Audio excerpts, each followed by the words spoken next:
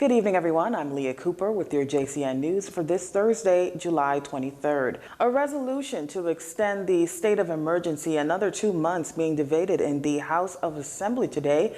Prime Minister Dr. Hubert Minnis kicked off the debate.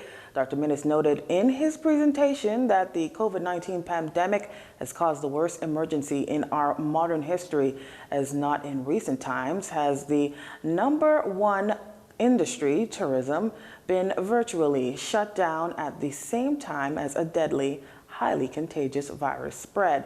This is an emergency, and anyone who suggests otherwise is delusional, Dr. Minnis says. The emergency has lasted months.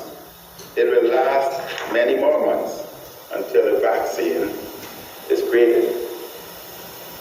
And Mr. Speaker, I feel personally conflicted. My personal opinion and belief that a vaccine will be produced very shortly, and therefore we must hold the rein until that happens. Dr. Minnis says the emergency orders is being extended for a 2-month period so that they are able to act quickly and decisively when necessary.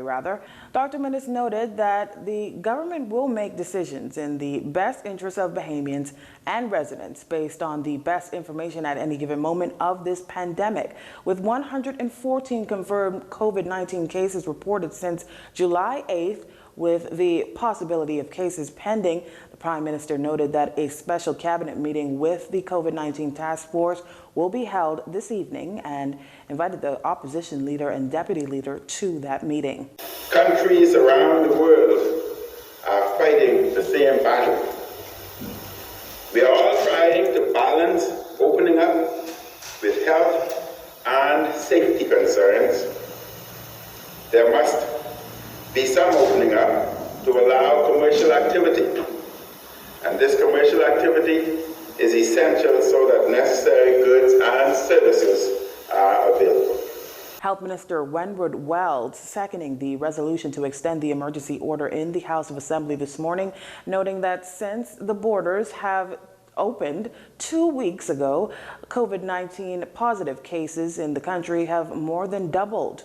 As of last evening, we have 115 active cases and 13 of whom are hospitalized. Actually, Mr. Speaker, that figure is now 14. It shows you the fluidity of the situation because up until this morning, 9 o'clock, it was 13. To date, we have carried out 3,759 tests for COVID-19 in the country.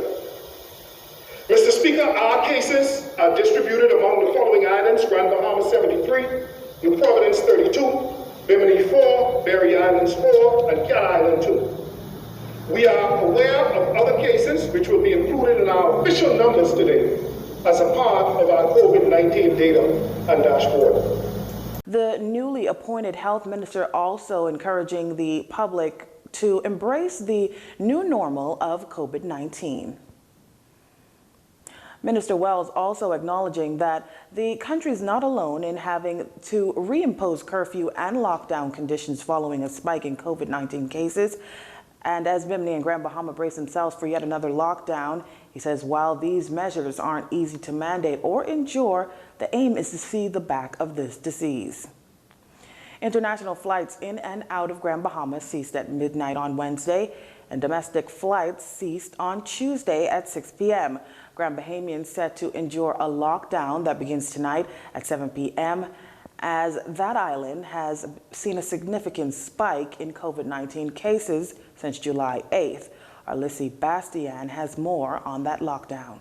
A lockdown like this is not something that would have been preferred. However, it's absolutely necessary because things will get much worse on Grand Bahama if this strong measure isn't taken now. Those were the words of Prime Minister Dr. Hubert Minnis when he announced the lockdown for the nation's second city on Tuesday. To date, Grand Bahama has 81 confirmed cases.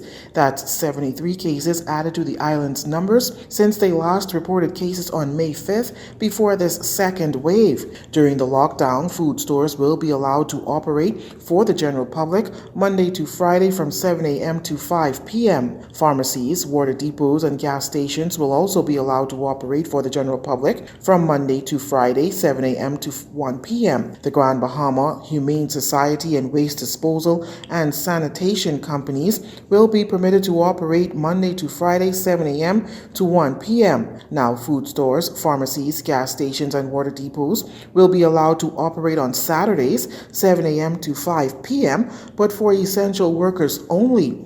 Construction activity related to hurricane restoration and hurricane preparedness will be permitted. Religious services may be held virtually only. Funerals may be held, but at the graveside only, with a maximum number of 10 people, including the officiant. Residents should not leave their homes during the week unless they have to purchase food, water, medicine, or for some other essential purpose, or are essential workers. During Saturdays and Sundays, a complete lockdown will be in place. Residents, other than essential workers, should not leave their homes for any purpose other than in the event of an emergency. The National Food Distribution Task Force and the Department of Social Services are making arrangements to ensure that food needs will be met during the lockdown. It's anticipated that food vouchers will be distributed to 14,000 Grand Bahama residents. Grand Bahama's 2-week lockdown ends on Friday, August 7th at 5 a.m.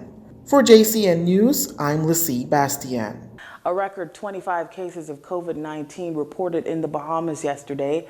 Health officials last evening released its latest update on coronavirus cases, announcing the 25 and for the first time confirmed infections are on the Berry Islands. Based on the data from health officials, there have been more cases reported since July 8th, a little over 2 weeks, than were reported in the first 4 months of the virus hitting the country. Since July 8th, 115 cases have been reported in country. At July 7th, the country had 104 confirmed cases of COVID-19. Now, the total number of COVID-19 cases for the Bahamas is 219. In the Ministry of Health's update, 103. 6 of the 25 new cases were reported here in the capital. 13 on Grand Bahama, 4 on the Berry Islands, and 2 cases on Bimini. Health officials noted that further details of the cases were unable to be confirmed at the time of the release of the update, and says the investigations are ongoing. There are now 114 confirmed cases in New Providence, 81 on Grand Bahama, 17 confirmed cases on Bimini, 4 confirmed in the Berry Islands, 2 on Cat Island, and one confirmed case of COVID-19 on Cat Key. There are 115 active cases, 13 hospitalized, and 91 recoveries. 3,759 tests have been completed to date. You're watching JCN News. Stay with us. This segment of the news was brought to you by Alive.